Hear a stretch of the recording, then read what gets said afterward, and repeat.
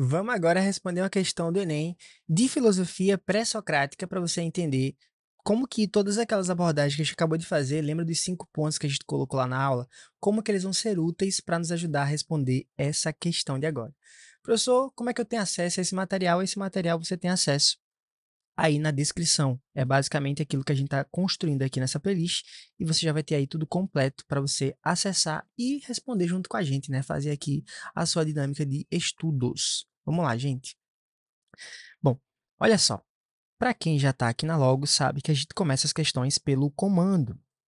O enunciado vai nos dar a competência que está sendo trabalhada e vai também nos levar à pergunta, né? Ao que é que a questão pede de maneira direta.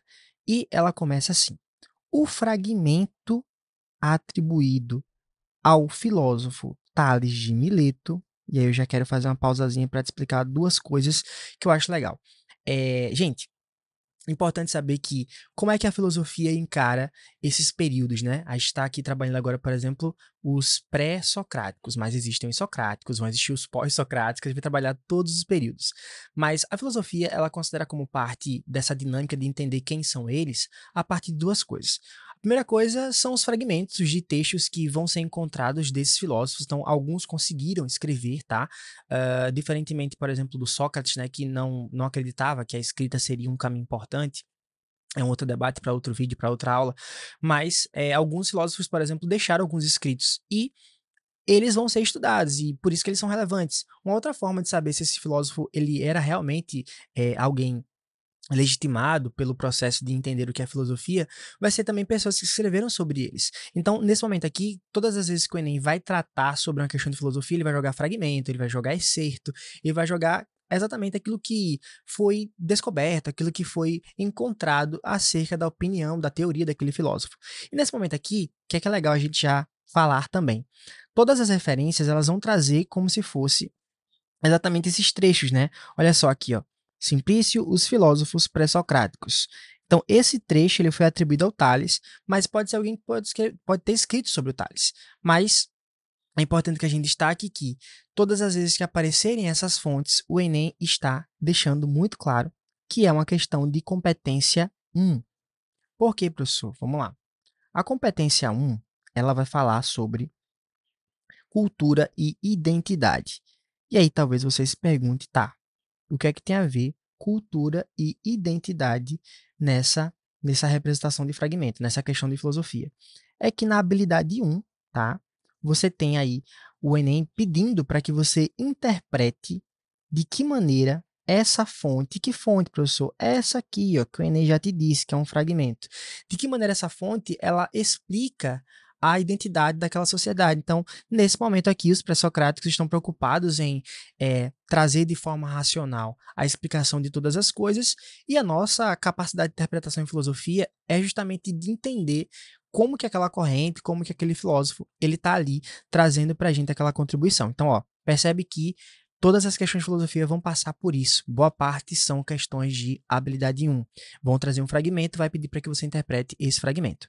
Então, quem é o Tales de Mileto, professor? É o primeiro cara aí que a gente vai considerar historiograficamente falando que representa essa corrente dos pré-socráticos. É ele, inclusive, que vai dar para a gente uma arquê voltada à água, né?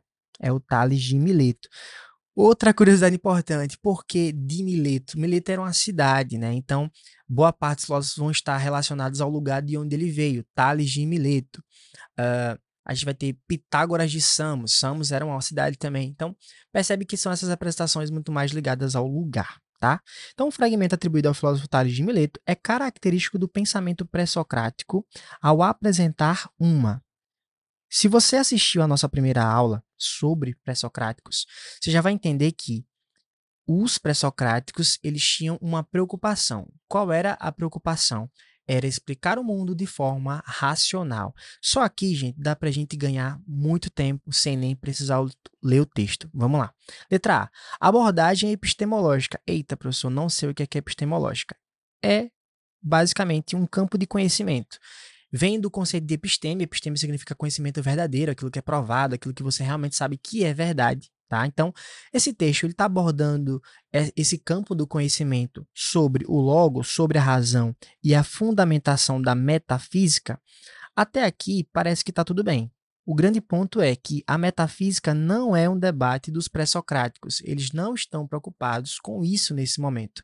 Qual é a preocupação dos pré-socráticos? A origem de todas as coisas, a formação do mundo, como que esse mundo pode ser explicado de forma racional. Olha a letra B, gente. Teoria crítica sobre a essência e o método do conhecimento científico. Gente, o método do conhecimento científico, essa não é uma preocupação dos pré-socráticos, então a gente também já descarta.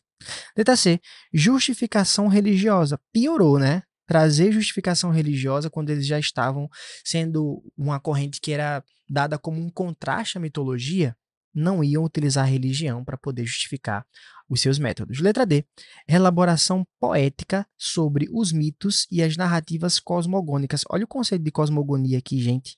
O que é o conceito de cosmogonia? É uma explicação fantasiosa do mundo, né? É o mito. Então, nesse momento, você percebe que essa alternativa aqui é uma pegadinha, né?